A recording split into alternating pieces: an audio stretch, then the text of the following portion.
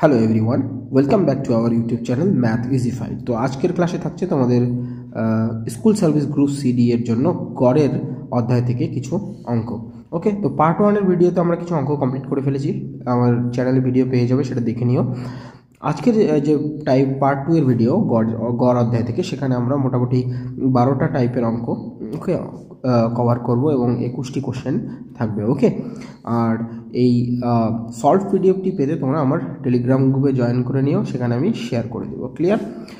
চলো দেখো, প্রথম অঙ্কটিতে কি বলেছে যে একজন ক্রিকেটারের 10 ইনিংসের গড় 32, আর পরের ইনিংসে কত রান করলে তার ইনিংসের গড় বৃদ্ধি পাবে। তো আমরা যেমন পার্ট 1-এ আলোচনা করেছিলাম, তো দেখো যে 10টা ইনিংসের গড় কত ছিল, 32 ছিল। তো আর কত রান করলে পরের করলে তার ইনিংসের গড় পরের ইনিংসে আর কি, আর কত রান করলে তার ইনিংসের গড় কত পাবে, বৃদ্ধি পাবে, 6 বৃদ্ধি পাবে, দ্যাট ইজ 38 হয়ে যাবে, তাই না? মানে 6 বৃদ্ধি পাচ্ছে এখান থেকে। আচ্ছা, আর ইনিংস কতটা হয়ে যাবে? 11টা। আচ্ছা, তো আমরা কিভাবে বের করি? নর্মালি তোমরা দেখো, একদম শর্টকাটটা দেখানোর আগে আমি তোমরা আগে দেখে নাও যে নর্মালি কীভাবে ভাববে, যে আমি 10টা ইনিংসের গুণ করে দেব, যে টোটাল রান 320, আর এখানে আমি গুণ করে দেব, গুণ করলে কত হচ্ছে 8, আর হয়ে যাচ্ছে 8 3 11, 1 আর হচ্ছে 418, তাই না? তারপরে আমরা বিয়োগ করে দেবো, তাহলে আমাদের অ্যান্সার হয়ে যাবে। তো বিয়োগ করলে কত হচ্ছে 418 থেকে 320। ওকে, তো এখানে কত হচ্ছে আমাদের 98 হয়ে যাচ্ছে, তাই না? তো এবার তাহলে শর্টকাট হচ্ছে আমরা ডিফারেন্সিয়াল মেথডের মাধ্যমে করব। কেমন?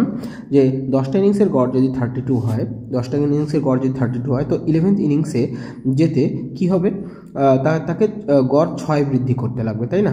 তো দেখো, যদি আমি গড় 6 বৃদ্ধি করতে চাই, তো আমার পূর্বের এভারেজ তো 32 আমাকে মেনটেন করতে হবেই। তার মানে আমাকে এভারেজ মেনটেন করতে গেলে অ্যাটলিস্ট 32 রান করতেই লাগবে, কারণ পূর্বের ইনিংসগুলোতে 32 রান ছিল। পাশাপাশি আমাকে কি করতে লাগবে, গড় বৃদ্ধি করতে লাগবে 6। কটা ইনিংসের?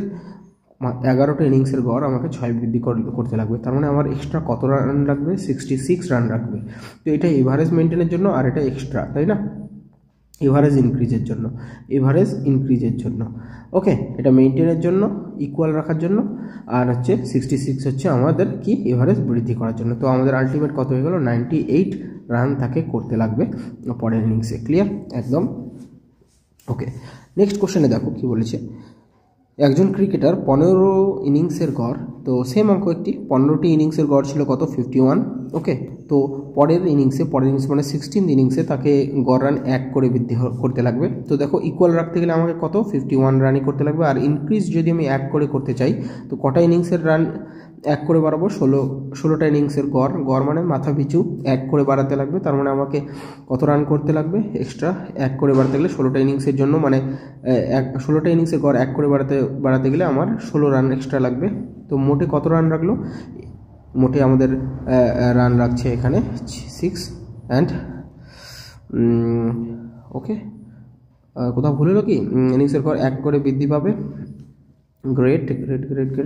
হ্যাঁ, তো 67 হচ্ছে। তো আমাদের অপশনটাতে একটু গড়বড় আছে, তো এখানে কি হয়ে যাবে? 67 হয়ে যাবে। ওকে, তো আমাদের 67 রান পরের ইনিংসে করতে লাগবে। ওকে, গ্রেট। নেক্সট কোশ্চেনে কি বলেছে যে একজন ব্যাটসম্যান 15টা ইনিংসে কিছু রান করে।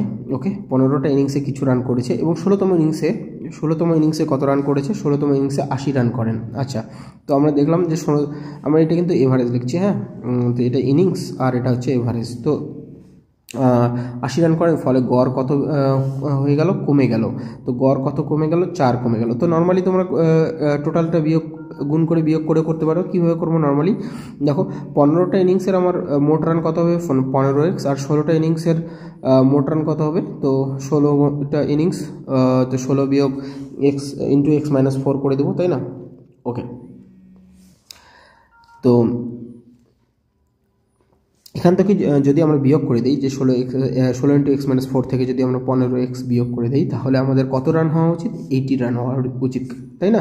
কারণ 15 নম্বর ইনিংস এবং 16 নম্বর ইনিংসের মধ্যে ডিফারেন্স কত রানের? 80 রানের না, কারণ হচ্ছে 80 রান অ্যাড করার পরেই তো আমার 16 নম্বর ইনিংসের মোট রান আসলো, তাই না? তো এইভাবে আমরা বেসিক্স দিয়ে করব। ওকে, তো আমি যাচ্ছি না, তোমরা এটা সলভ করলেই অ্যান্সার পেয়ে যাবে। এবার আমরা ডিফারেন্সিয়াল দিয়ে যদি যাই তাহলে কিভাবে করব, যে 15টা ইনিংসে তার গড় ছিল এক্স, আর 16টা ইনিংসে তার গড় কত কমে যাবে, 4 কমে যাবে। ওকে, আচ্ছা দেখো তাকে সে যদি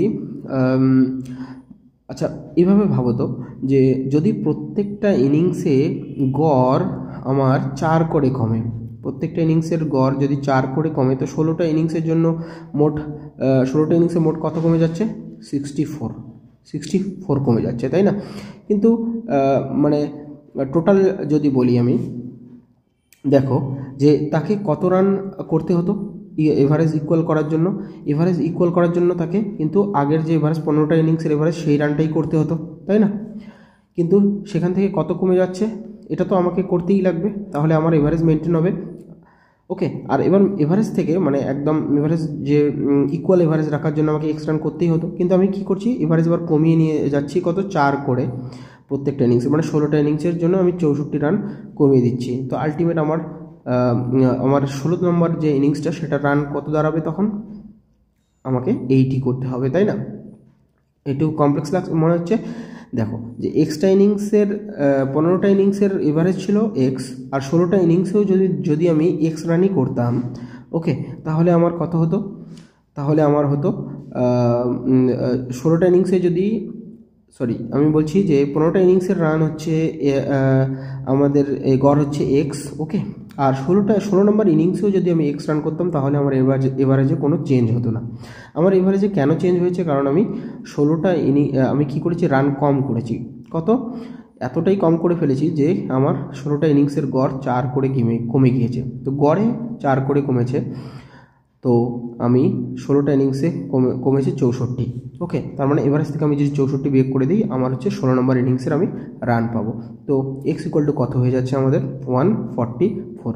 তো এটা কি হয়ে গেল, এটা হয়ে গেল আমাদের 15 নম্বর ইনিংসের এভারেজ 144। তো সেখান থেকে যদি আমি 4 বিয়োগ করে দিই, দেখো এখানে তো 2 আছে, এক্স হচ্ছে 144। তো আমাদের কি চেয়েছে, দেখো 16তম ইনিংস খেলার পর গড়, আচ্ছা পূর্বের গড় চাইনি, পরের গড় চেয়েছে।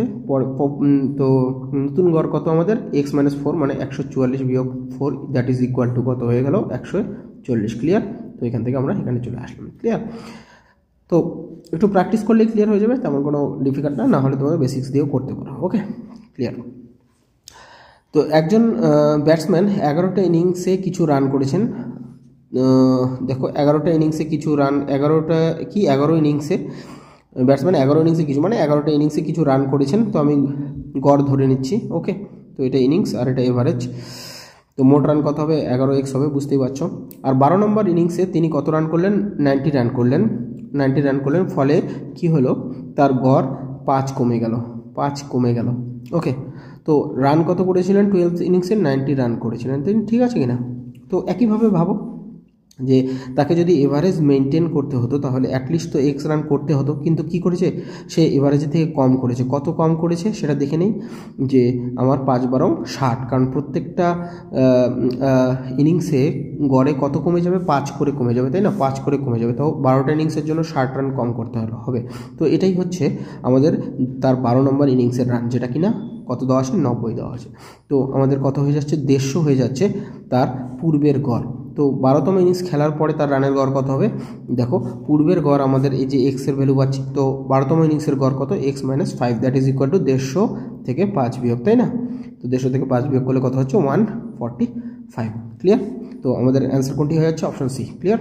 ওকে, গ্রেট।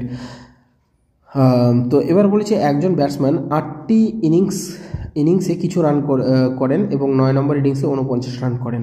তো 8টি ইনিংসে কিছু রান করেছিলেন, মনে করো যে ইনিংসে এত, আর 8টি ইনিংসে মোট কিছু রান করেছিল। তো এভারেজ কত 8টি ইনিংসের, আমি এক্স ধরে নিলাম। আর 9 নম্বর ইনিংসে সে কত রান করেছে, যে 49 রান করেছে 9 নম্বর ইনিংসে। ফলে তার গড় কত হয়ে গিয়েছে, 3 বৃদ্ধি পেয়েছে। ওকে, তো একইভাবে ভাবো যে প্রথমে যদি তাকে এভারেজ একই রাখতে হতো, তবে তো এইটুকু তো করতেই হতো, তাই না? এক্স পরিমাণ তো রান করতেই হতো। আর 3 করে কটা ইনিংস, গড়ে কত করে বেড়েছে, 3 করে কটা ইনিংসের, এখন তো 9টা ইনিংস খেলা হয়ে গিয়েছে, তারপরেই তো 3 করে গড়ে বেড়েছে। তো টোটাল এভারেজের থেকেও এক্সট্রা কত রান করতে হবে, 27 রান, যেটা কিনা তার 9 নম্বর ইনিংসের রানের সমান। ওকে, তো তাহলে আমাদের কত হয়ে যাচ্ছে 149 থেকে 27 বিয়োগ করে দিচ্ছি, তার মানে 2। তো আমাদের কত রান হচ্ছে 22 হয়ে যাচ্ছে আমাদের আগে পূর্বের এভারেজ। তো এখনকার এভারেজ কত হয়ে যাবে, এখনকার এভারেজ হয়ে যাবে 25। তো আমাদের এটা হয়ে যাবে অ্যান্সার। ক্লিয়ার? ওকে, তো আমাদের অ্যান্সার হয়ে গেল অপশন বি। ক্লিয়ার? ওকে, নেক্সট কোশ্চেনে দেখো বলেছে প্রথম এমন চারটি সংখ্যা যাদের গড় 60 এবং এদের মধ্যে প্রথম সংখ্যাটি বাকি তিনটি সংখ্যার যোগফলের 4/1 কি বলেছে? চারটি সংখ্যা আছে, মনে করো যে A B C and D আছে।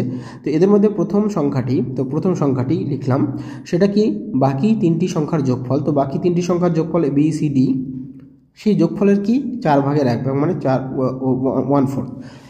তো প্রথম সংখ্যাটি হচ্ছে বাকি তিনটি সংখ্যার যোগফলের 4/1। তো এখান থেকে আমরা কি পাচ্ছি, এখান থেকে তোমরা একটা অনুপাত পেয়ে যাচ্ছ, চারটা সংখ্যার একটা অনুপাত পেয়ে যাচ্ছ। আচ্ছা, এবার গড় কত দিয়েছে, যে গড় দিয়েছে চারটি সংখ্যার গড় দিয়েছে আমাদের 60, তার মানে টোটাল কত হয়ে যাবে, তাদের সমষ্টি হয়ে যাবে 240। ওকে, তো এবার দেখো আমি যদি ইউনিটে ভাবি, অনুপাতে ভাবি, তো এখানে আমার এই যে আমি যদি 4 আর 1 যোগ করি তো কত হয়ে যাচ্ছে 5 ইউনিট, তাই না? তো 5 ইউনিটে কে আছে দেখো, এ বি সি ডি চারটাই আছে। তো 5 ইউনিটের ভ্যালু হয়ে গেল 240, 1 ইউনিটের ভ্যালু কত হয়ে যাচ্ছে 240/5। আচ্ছা, আমাকে কার ভ্যালু চেয়েছে, দেখো প্রথম সংখ্যাটি কত। তো প্রথম সংখ্যাটি মানে এ, আর এর ভ্যালু এখানে কত দেখছো 1 unit.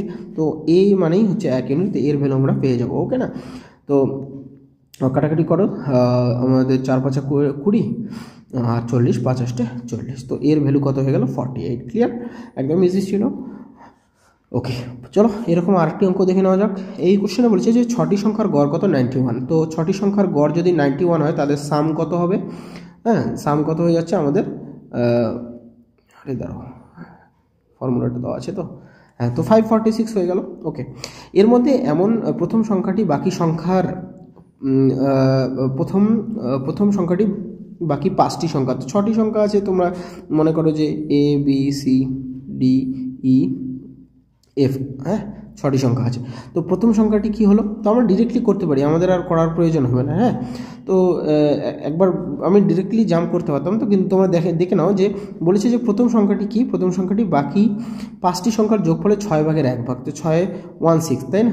Car B C D E and F এর, মানে আমরা কি পাচ্ছি যে প্রথম সংখ্যাটি এবং যে 6টি সংখ্যা আছে, আচ্ছা পুরোটাই লিখে দিচ্ছি, B C D E F, তাহলে এইদিকে চলে যাচ্ছে, আর অনুপাত কত পেয়ে যাচ্ছি 1/6। তো অনুরূপভাবে একই, তো আমরা যদি এখানে এ 1 ইউনিট হয় আর বাকি 5টি সংখ্যা যদি 6 ইউনিট হয়, তো টোটাল কত ইউনিট হয়ে গেল 7 ইউনিট হয়ে গেল, তাই না? তো 7 ইউনিটের ভ্যালু কত হয়ে যাচ্ছে আমাদের 546, তাই না? এবার চেয়েছি কোনটি, প্রথম সংখ্যাটি। তো প্রথম সংখ্যাটির ভ্যালু কত 1 ইউনিট, তাই না? তো 1 ইউনিট ইজ ইকুয়াল টু আমাদের কার ভ্যালু, এর ভ্যালু, মানে প্রথম সংখ্যাটি। তো সেক্ষেত্রে আমাদের অ্যান্সার কত হয়ে যাচ্ছে 546/7। ওকে, /7। তো আমাদের আমরা করে দিচ্ছি, তাহলে কত হচ্ছে 7 7 49 আর 5 27 56। তো আমাদের অ্যান্সার হয়ে যাচ্ছে এ ইজ ইকুয়াল টু, অথবা প্রথম সংখ্যাটি হচ্ছে আমাদের 78। ক্লিয়ার? ওকে, গ্রেট। কোনো ডাউট থাকলে কমেন্ট বক্সে অবশ্যই জানিও। আর সলভ পিডিএফটি পেতে তোমরা আমার টেলিগ্রাম গ্রুপে জয়েন করে নিতে পারো, ডেসক্রিপশন বক্সে লিঙ্ক দেওয়া থাকবে। ওকে, এমন 4টি সংখ্যার গড়, মানে 4টি সংখ্যার গড় যাদের 60, 4টি সংখ্যা যাদের গড় 60 এবং এর মধ্যে প্রথম সংখ্যাটি বাকি 3টি সংখ্যার যোগফলের 4/1। তো এটা অঙ্ক তো একটু আগেই করলাম, তাই না? তো রিপিটেশন হয়ে গেছে। ওকে, কোশ্চেন 23-এর মতো রিপিটেশন হয়ে গেছে, দরকার নেই। কোশ্চেন 23 দেখে নিও। ওকে, আচ্ছা, তো এই কোশ্চেনটাতে দেখো কি বলেছে, যে 11 জন ক্রিকেটের একটি টিমে, তো 11 জন ক্রিকেটের একটি টিম ছিল, সেখানে ক্যাপ্টেনের বয়স কত? ক্যাপ্টেনের বয়স হচ্ছে 33, আর উইকেট কিপারের বয়স কত 36। আর যদি দুইজনই এদের বয়স টিমের মোট বয়স থেকে বাদ দেওয়া হয়, মানে এদেরকে যদি আমরা এখান থেকে বের করে দেই, তাহলে আমাদের এখন কতজন থাকবে? 9 জন থাকবে, তাই না? 9 জন থাকবে।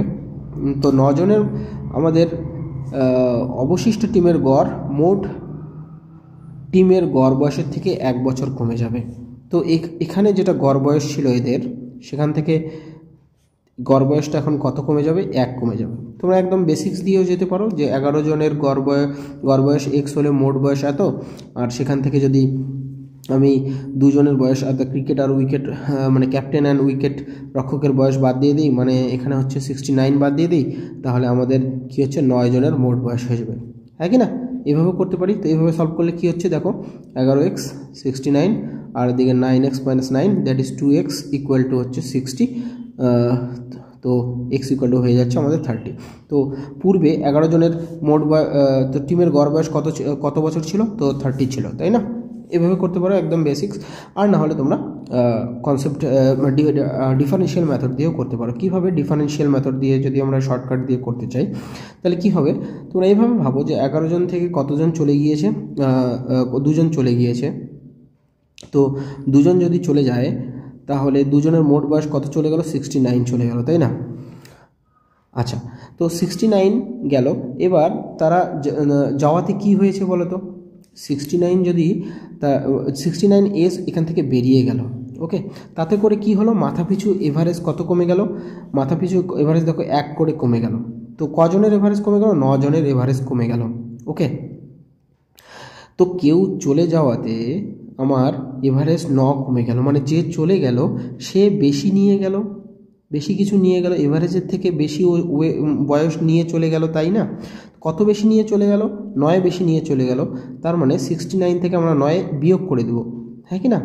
তাহলেই তো আমি কি পেয়ে যেতাম, আমাদের এভারেজ পেয়ে যেতাম। এভারেজ মানে কার এভারেজ পেয়ে যেতাম, যে এভারেজটা বলতে গেলে 2 জনের এভারেজ আমরা পেয়ে যেতাম, তাই না?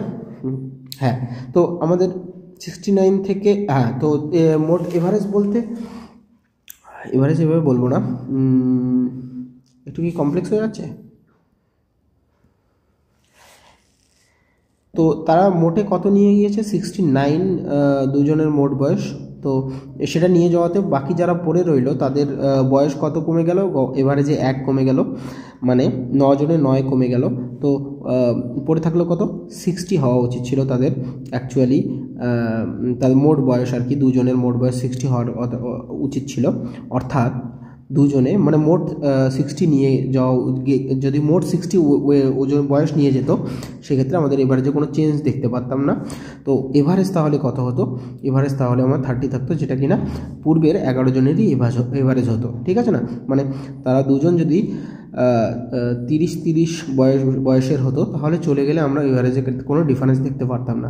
যেহেতু তারা 9 বছর বয়স মোটে বেশি নিয়ে গিয়েছে, তাই কিন্তু আমরা এভারেজে পার্থক্য দেখতে পাচ্ছি। তো একটু জটিল মনে হতে পারে কারো কারো ক্ষেত্রে। তো ডিফারেন্সিয়াল মেথডে একটু তোমাদেরকে কি কতটুকু ডিফারেন্স ক্রিয়েট হচ্ছে একজন চলে যাওয়াতে বা আসাতে, সেটা কিন্তু তোমাদেরকে আইডেন্টিফাই করতে হবে, তবেই কিন্তু ক্লিয়ারলি তোমরা করতে পারবে, ওকে। অথবা এইভাবে সিম্পলি সমষ্টির বিয়োগফল দিয়ে তোমরা করতে পারো, যে 11 জনের মোট গড় বয়স যদি x হয় তাহলে মোট বয়স ছিল এত, সেখান থেকে 2 জন চলে গেল, তাহলে 9 জনের মোট বয়স মানে 9 ইন্টু এভারেজ গুণ করে দিলাম, তাহলে পেয়ে যাবো এইভাবে, ঠিক আছে? ক্লিয়ার? ওকে, নেক্সট বলছে 5টি পরপর সংখ্যার গড় 50 আর বৃহত্তম ও ক্ষুদ্রতম সংখ্যার গুণফল আর চতুর্থ ও দ্বিতীয় সংখ্যার গুণফলের পার্থক্য কত। তো দেখো এখানে কি বলেছে, যে তো এই ধরনের অঙ্কে আমি তোমাদেরকে একটা ট্রিক বলে দিই। যদি 5টি পরপর সংখ্যার গড় তোমরা লিখতে শুরু করো যে x+1, তো তোমাদের সেক্ষেত্রে কিন্তু একটা বেশ জটিল ফিগার আসতে পারে। তো যখনই দেখবে যে 5টি পরপর সংখ্যা বলছে, আর তো তোমরা কি করে নেবে, একটা ব্যালেন্স ওয়ে করে নেবে। পরপর সংখ্যা মানে কনজিকিউটিভ, মানে পরপর সংখ্যায় একের গ্যাপ থাকবে। তো আমি মনে করছি যে মাঝখানের সংখ্যাটাই কত, মাঝখানের সংখ্যাটা 50, তাই না? তো 50 থেকে ডান দিকে আমি যাচ্ছি দুটো মানে এই 51 আর হচ্ছে 52, আর এদিকে আছি 49 এবং 48, ঠিক আছে? তাহলে গড় আমার কত হয়ে যাবে, 50 হয়ে যাবে। ক্লিয়ার? কেন হবে দেখো, 50 একদম মাঝামাঝি আছে, এদিকে ডান দিকে আমার 2 বৃদ্ধি করেছে, +2 অবধি আছে, আর এদিকে তাহলে -2 অবধি আছে, তো ব্যালেন্স হয়ে যাবে, তাই না? ওকে, তো আমাদের এভারেজ কত হয়ে যাবে, এভারেজ হয়ে যাবে 50। ক্লিয়ার? এবার বলেছে যদি আমরা বৃহত্তম আর ক্ষুদ্রতম সংখ্যা গুণ করি, মানে 48 হচ্ছে আমাদের ক্ষুদ্রতম সংখ্যা, তো 48 আর বৃহত্তম সংখ্যা 52 যদি গুণ করি, তো যেটাই আসো, আচ্ছা আমাদের ফর্মুলা দেওয়া করে, আচ্ছা 2496, আচ্ছা ওকে। আর যদি চতুর্থ এবং দ্বিতীয় সংখ্যা গুণ করি, চতুর্থ মানে 51 আর 49 যদি গুণ করি, তো 49 ইন্টু 51 যদি গুণ করি তাহলে সেক্ষেত্রে আমাদের কত হচ্ছে 2499। এবার পার্থক্য চেয়েছে, প্রথমে বলেছে কার সাথে পার্থক্য, বৃহত্তম এবং ক্ষুদ্রতম। তো এখান থেকে এটা যদি প্রথমটা থেকে যদি আমরা দ্বিতীয়টা বিয়োগ করে দিই, ওকে, তার মানে 2496 থেকে যদি আমরা 2499 বিয়োগ করে দিচ্ছি, তো আমাদের অ্যান্সার সেক্ষেত্রে কত হয়ে যাচ্ছে -3। ওকে, তো আমাদের অ্যান্সার কোনটি হয়ে যাবে, অপশন বি। ক্লিয়ার? তো মেইন যেটা জিনিস তোমাদের মনে রাখতে হবে যে যখনই এরকম পরপর সংখ্যা বলবে তখন কিন্তু এইভাবে গ্যাপটা অ্যাডজাস্ট করে নেবে। ওকে, গড়টাই হবে তাদের মাঝখানের সংখ্যা। ওকে, নেক্সট আবার বলছি যে 5টি পরপর সংখ্যা গড় 40, তো আমরা মাঝখানে কত ধরে নেব 40, আর 5টি বলেছে তোরা ডান দিকে দুটি বাঁ দিকে দুটি, আর কোন সংখ্যা পরপর সংখ্যা মনে রাখবে, এখানে কিন্তু জোড় সংখ্যা থাকতে পারে, বিজোড় সংখ্যা থাকতে পারে, অথবা পরপর সংখ্যা থাকতে পারে। তো পরপর হলে 41 42 হয়ে যাচ্ছে, আর এদিকে 39 and 38 হয়ে যাচ্ছে। তো ক্ষুদ্রতম সংখ্যা বের করো, ক্ষুদ্রতম সংখ্যা কত হয়ে গেল 38। তো অপশনটাতে একটু ভুল আছে, যে এখানে 48 না হয় 38 হয়ে যাবে। ক্লিয়ার? আমাদের অ্যান্সার কোনটি হয়ে গেল, অপশন ডি। ওকে, গ্রেট। নেক্সট কোশ্চেন দেখো, বলেছে 11টি পরপর সংখ্যার, আবার একই অঙ্ক, 11টি পরপর সংখ্যার গড় কত 47। তো এবার তোমরা কিভাবে করবে, যে 11টি সংখ্যা আছে, তো তোমাদের দেখো এখানে একটু বুদ্ধি লাগিয়ে দেখো যে আমাদের বাঁ দিকে কতগুলো হবে 5টি হবে, আর ডান দিকে কতগুলো হবে 5টি হবে। ওকে, তো 11টি পরপর সংখ্যা যদি করি, আমাদের শেষের যে এইদিকে বাঁ দিকে যখন আমি বিয়োগ করতে করতে যখন 5 নম্বর সংখ্যায় যাব, 1 2 3 4 5, তখন আমার কত হয়ে যাবে 47 থেকে, কারণ প্রথমটা থেকে 47 থেকে 1 বিয়োগ করব, পরপর বলেছি যেহেতু, আর শেষে এসে আমরা কি করব 47 থেকে 5 বিয়োগ করব, দ্যাট ইজ 42 হবে। আর অনুরূপভাবে 1 2 3 4 5 এভাবে যখন ডান দিকে যাব, তো 5 5 10, আর এখানে মাঝখানেরটা মিলে 11টা হয়ে গেল। ওকে, আর ডান দিকেরটাতে কত হয়ে যাবে 47 plus 5, that is equal two কত হয়ে যাচ্ছে 52 হয়ে যাচ্ছে। ক্লিয়ার? তো বৃহত্তম, এগুলির মধ্যে বৃহত্তম সংখ্যা বের করে, তো আমাদের অ্যান্সার কোনটি হয়ে যাবে 52 হয়ে যাবে আমাদের অ্যান্সার। ক্লিয়ার? ওকে, তো আমাদের অ্যান্সার কোনটি হয়ে গেল, অপশন সি। গ্রেট। নেক্সট কোশ্চেনে কি বলেছে, যে 9-এর প্রথম 30টি গুণিতকের গড়। গ্রেট। তো 9-এর যদি গুণিতক বের করি তাহলে কি হবে, 9-এর আমাকে টেবিল লিখতে হবে। হ্যাঁ, তো 9-এর যদি আমি টেবিল লিখি, মানে 9 কে 9 এইভাবে যদি লিখতে থাকি, তো আলটিমেট কি হবে, বেশ একটা লম্বা হয়ে যাবে। তো আমি একটা কাজ করছি, তো 9 দিয়ে তো সব গুণই হবে, তো 1 2 3 4 9 কমন নিয়ে আমি এভাবে 30 অবধি লিখে দিলাম। তো এখানে সবগুলো গুণিতক হয়ে গেল 9-এর, এবং কী হলো সেগুলো যোগ করে দিলাম। তো যোগফলকে যদি আমরা সংখ্যা দিয়ে ভাগ করি তাহলেই তো গড় হয়, এটাই তো বের করতে বলেছে। আচ্ছা, তো এখানে আমাদেরকে ফর্মুলা ইউজ করতে জানতে লাগবে, যেটা আমরা পরের ক্লাসে আমি শিখিয়ে দেবো। যে দেখো এই পরের টপিকটা দেখাচ্ছি, যে এই যে আমার এখানে ফর্মুলাগুলো দেখছো, এটার বেস্ট কিছু অঙ্ক, এই ফর্মুলাগুলোর উপর ভিত্তি করে কিছু অঙ্ক আমি কিন্তু একটা এক্সট্রা ক্লাসে তোমাদের করিয়ে দেবো। ওকে, গ্রেট।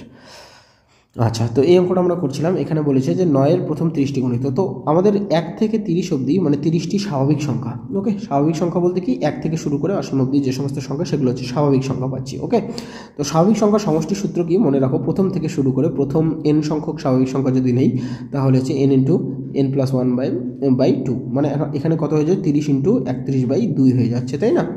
তো আমাদের যোগফল কত হয়ে গেল 30 × 31/2, মানে 2টাকে আমি একবারে নিচেই লিখে দিচ্ছি। ওকে, আর নিচে আমাদের 30 তো থাকছেই, তো 30 কেটে গেল, তো আমাদের এখানে কত হচ্ছে 9, আর 3 × 27 হয়ে যাচ্ছে, তো 2 দিয়ে ভাগ করতে লাগবে, তাই না? তো আমাদের অ্যান্সার কত হয়ে যাবে 13 × 2 = 26, আর 9 × 2 = 18, তো 139.5।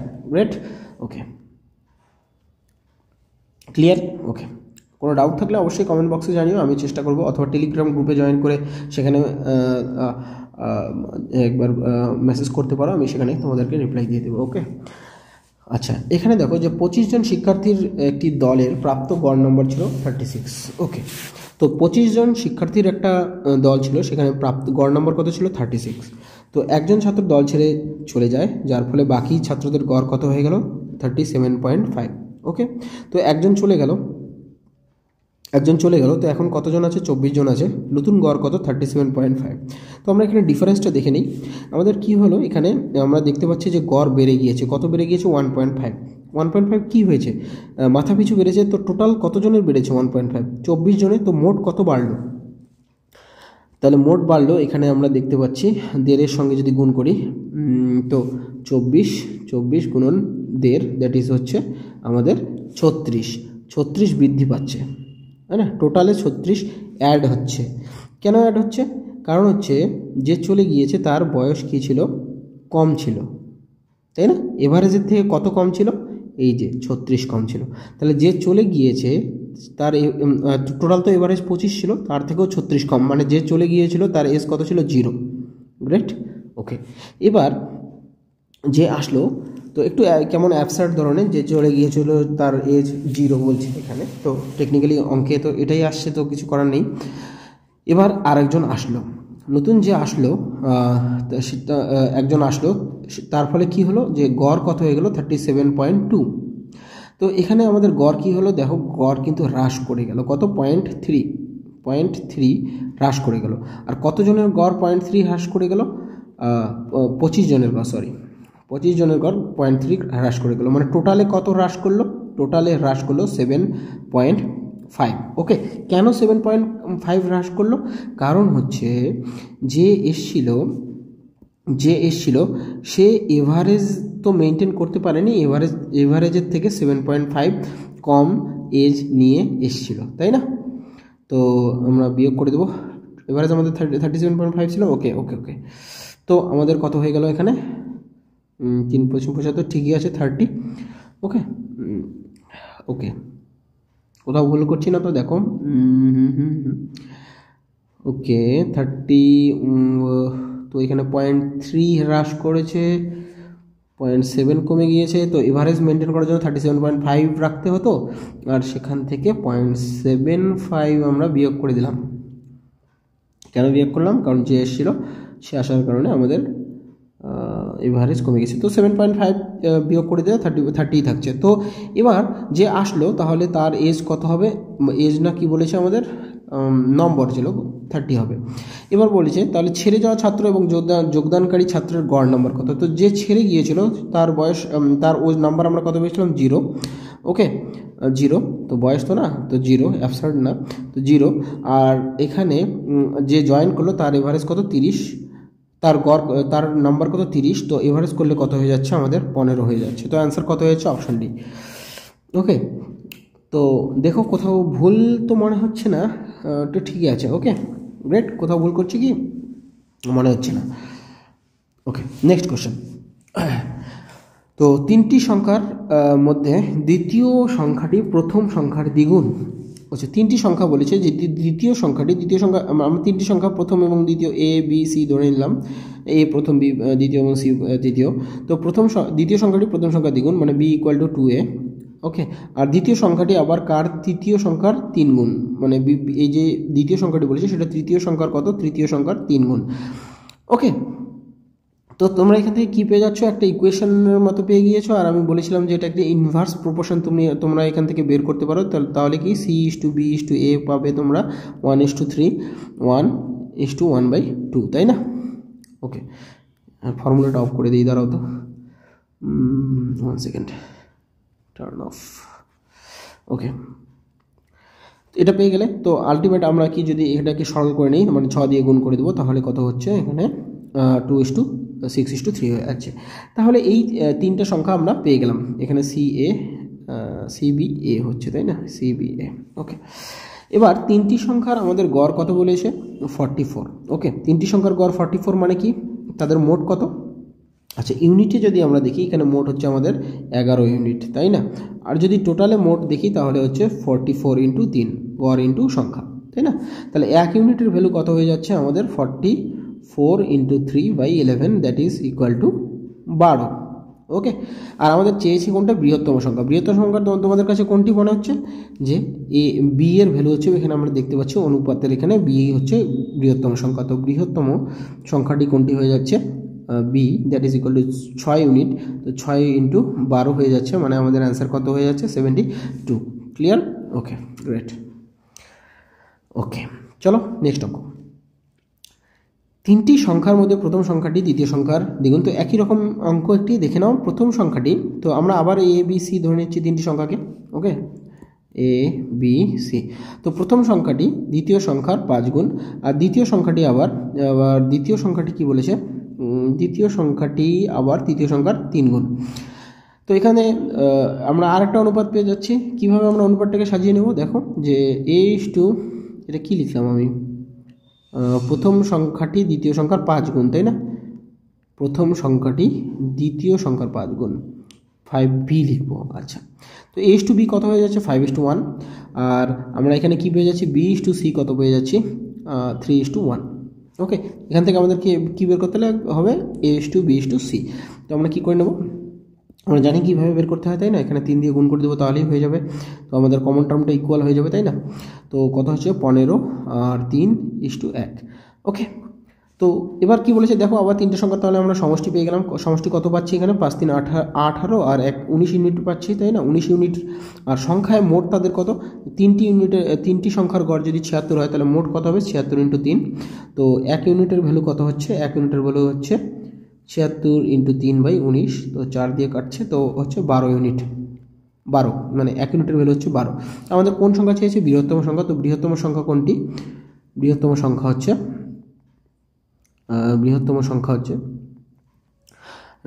আমাদের কোনটি হচ্ছে, এখানে দেখো এ। তো এর ভ্যালু কত, 15 ইউনিট, তাই না? তো 15 unit, 15 × 12 that is equal to 180। Great. Okay, তো আমাদের অ্যান্সার কোনটি হয়ে গেল, অপশন বি। ক্লিয়ার, কোনো ডাউট? ওকে, তো একটি খেলার মাঠে প্রথম সপ্তাহে মানে প্রথম 7 দিন 47 জন করে লোক আসতো। ওকে, আর ছেলেমেয়ে খেলাধুলা করতে আসতো। কিন্তু পরের 3 সপ্তাহে মানে 21 দিন, প্রতিদিন কতজন করে আসে, প্রতিদিন 31 জন করে ছেলেমেয়ে খেলাধুলা করতে আসে। তোমরা 7 দিন পর মানে এটা কিন্তু আমরা কি দেখছি, যে এটা ডে দেখছি কয়দিন, কিন্তু এটা কি পার ডে এভারেজ দেখতে পাচ্ছি প্রতিদিন। তো আমাদের 7 দিন প্রতিদিন কতজন করে আসতো, 47 জন। তার টোটালে কতজন এসছে, 7 × 47। আর এখানে 21 দিন প্রতিদিন কতজন করে আসতো পার ডে, এটাকে আমি একটু ক্লিয়ার করে লিখে দিচ্ছি, পার ডে অ্যাটেন্ডেন্স। ওকে, তো 21 দিনে মোট কতজন এসেছিল এটা পেয়ে যাচ্ছি। তো মাঠে প্রতিদিন প্রতিদিন কতজন ছেলেমেয়ে খেলাধুলা করতে আসতো গড়ে। ওকে, তো আমাদের কি করতে লাগবে, যে মোট কতজন এসেছিল সেটাকে আমাদের মোট দিন সংখ্যা দিয়ে ভাগ করতে লাগবে, তাই না? তো আমাদের মোট প্রথম 7 দিন এসেছিল এতজন লোক, এবং পরের 21 দিন এসেছিল মোট এতজন স্টুডেন্ট, এবং সেটাকে আমরা ভাগ করে দেবো কত দিয়ে, 28 দিয়ে, তাই না? তো তোমরা একটা কাজ করো, তাহলে 7 দিয়ে কাটাকাটি করে নিচ্ছি। তো 7 দিয়ে এদিকে কাটলে হচ্ছে 4 7 28। তো যেহেতু 7, আচ্ছা এখানে কিন্তু কনফিউজ হবে না, তাই না? আমি 7 কমন নিয়ে কাটছি। ওকে, তো তাহলে আমাদের কত থাকছে, আর কাটা যাচ্ছে না, আমি 47 থাকছে উপরে, আর উপরে থাকছে 93 / 4। কোথাও ভুল হয়নি তো? ওকে, হয়নি। ওকে, তো আমাদের এখানে হচ্ছে 190 আর 40 130, আর 140 হচ্ছে, তাই না? 140/4। তো কাটলে কত হয়ে যাচ্ছে, 3 4 12 আর হচ্ছে 35। তো আমাদের এভারেজ অ্যাটেন্ডেন্স কত হচ্ছে পার ডে, এভারেজ অ্যাটেন্ডেন্স আমি লিখে দিচ্ছি, এভারেজ মানে গড়ে অ্যাভারেজ অ্যাটেন্ডেন্স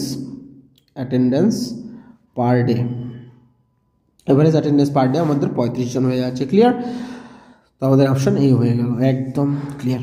ওকে, তো একটি পাঠাগারে রবিবারে গত সানডেতে কতজন আসে, সানডেতে আমাদের আসছে 510 জন পাঠক আসে।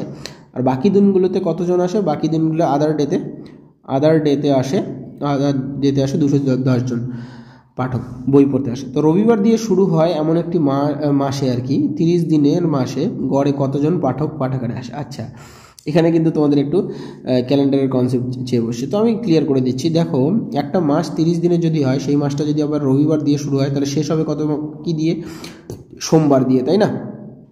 আচ্ছা, একটা দেখো কীভাবে, যে সানডে দিয়ে যদি শুরু করি, তাহলে সপ্তাহটা যেতে যেতে আমাদের শনিবারে শেষ হচ্ছে, স্যাটারডেতে আবার সানডে থেকে শুরু, আবার স্যাটারডেতে শেষ হচ্ছে। এইভাবে কবার চলবে, 4 বার চলবে, তাই না? কারণ হচ্ছে 4 7 28 হচ্ছে, 28 দিন হয়ে গেল। কতদিন হয়ে গেল এখানে, 28 ডেজ হয়ে গেল না?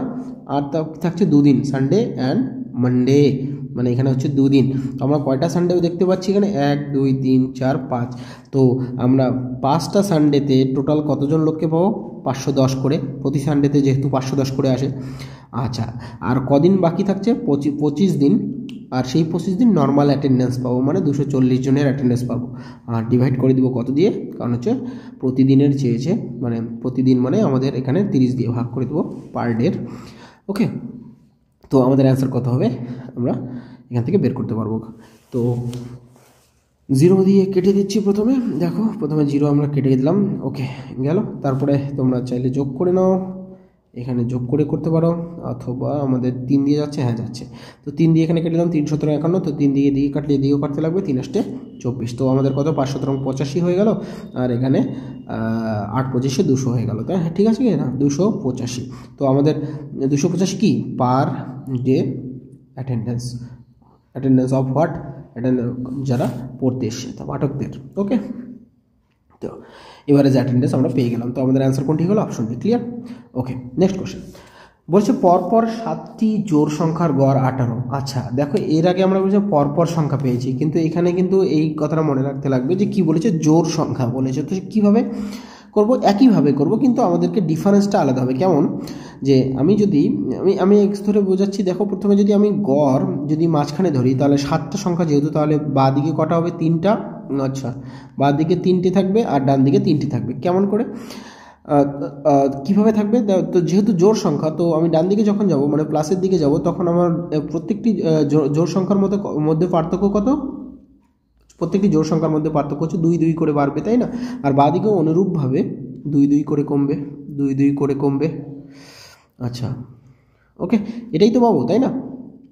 তো বৃহত্তম সংখ্যাটি কত, বৃহত্তম সংখ্যাটি আমরা দেখতেই পাচ্ছি। তো মাঝখানের টার্মটা আমি বলেছিলাম যদি 18 আমাদের সবসময় গড় হবে, তো বৃহত্তম সংখ্যা নিশ্চয়ই তোমরা ডান দিকের প্লাসওয়ালা সংখ্যাটা হবে। তো 18 প্লাস কত হয়ে যাবে, 6, দ্যাট ইজ ইকুয়াল টু কত হয়ে যাবে, আমাদের হয়ে যাবে 24। ওকে, আর ক্ষুদ্রতম সংখ্যাটি কত হয়ে যাবে, 18 বিয়োগ 6, দ্যাট ইজ ইকুয়াল টু 12। ওকে, তো আমাদের সঠিক অ্যান্সার হচ্ছে বৃহত্তম সংখ্যাটি কত, 24 হয়ে যাবে। তো আমাদের অ্যান্সার কোনটি হওয়া উচিত, 24। এখানে 14 দেখতে পাচ্ছি, 24 হয়ে যাবে, অপশন বি। ক্লিয়ার? অপশনগুলো একটু মনে হয় টাইপিং এরর হয়ে গিয়েছে। Okay great. Okay, next question. Next কোশ্চেনে বলেছে পরপর 117টি জোড় সংখ্যার গড় 666। বুঝে নাও।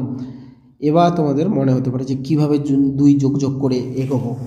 দেখো, এগোতে হবে না, তোমরা ক্লিয়ারলি দেখে নাও। যদি আমার 117টি সংখ্যা হয়, তো প্রথমে মাঝখানের সংখ্যাটি আমরা দিয়ে দেবো। আচ্ছা, মাঝখানের সংখ্যাটি এক্স ধরে নিলাম, বা কত ধরে নেবো, আমরা গড়টাকেই মাঝখানের সংখ্যা সবসময় বলবো। তো 666 আমাদের মাঝখানে থাকবে, আর বাঁ দিকে কটা সংখ্যা থাকবে, 58টা, আর ডান দিকে কটা সংখ্যা থাকবে, 58টা।